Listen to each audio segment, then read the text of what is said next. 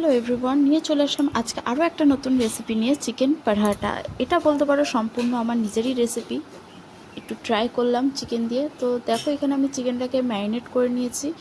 ম্যারিনেটের জন্য প্রথমে আমি চিকেনটাকে মিক্সিতে মিক্স করে নিলাম। এরপর এর মধ্যে আমি লবণ দিয়ে আর একটু লঙ্কা দিয়ে আমি ভালো করে মিক্স করে নিয়ে, দেখো আজকে আমি কিসে রান্না করছি, তো বাদ দাও ওটা।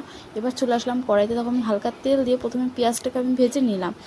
ভেজে নেওয়ার পর ওখানে আমি আদা আর রসুন পেস্ট করে নিয়েছি, ওর মধ্যে আমি একটু হলুদ মিক্স করেছি। মিক্স করে এবার এটার মধ্যে আমি ছেড়ে দিলাম। ছেড়ে দিয়ে ভালো করে কষিয়ে নিয়ে এর মধ্যে আমি চিকেনটাকে ছেড়ে দেবো। চিকেনটাকে আমি ভালো করে ভাজা হতে দেবো, প্লাস একটু জলও অ্যাড করবো যাতে একটু নরম টাইপের হয়ে যায়। এরপর আমি ময়দাটাকে ম্যারিনেট করতে যা যা লাগে, হালকা চিনি লবণ দিয়ে ভালো করে আমি একটা ডো তৈরি করে নেবো পরাটার জন্য। দেখো এখানে আমার চিকেনটা একদম তৈরি হয়ে গেছে। এবার নামিয়ে নিয়ে আমি কি করব, এটাকে একটা লেচি কাটবো। আর চিকেনটাকে আমি একটুখানি ঠান্ডা হতে দিয়েছি।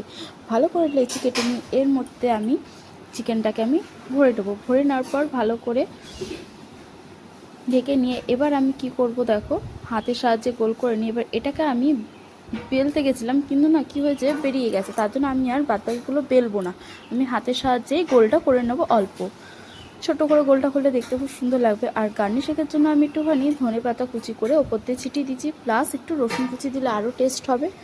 আর এখানে দেখো প্যানে আমি তেল গরম হতে দিয়েছি। তেল গরম হতে দিয়ে এবার আমি এটাকে ছেড়ে দিলাম। সবার লাস্টে একটু বাটার অ্যাড করবে, তাহলে খেতে আরও টেস্ট হবে।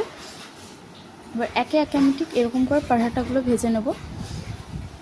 দেখো আমার কিন্তু পরোটা একদম তৈরি হয়ে গেছে। আর হ্যাঁ, যদি ফেসবুক থেকে দেখে থাকো তাহলে অবশ্যই আমাকে ফলো করে দিও, আর যদি ইউটিউব থেকে দেখে থাকো তাহলে please subscribe to my channel. আর এত গরম ছিল পরোটাগুলো, যখন আমি ভিডিও করছিলাম তো আমি ছিঁড়তে পারছিলাম না, হাতে খুবই গরম লাগছিলো। খেতে কিন্তু খুবই সুন্দর হয়েছে, তোমরা একবার ট্রাই করতে পারো। টাটা।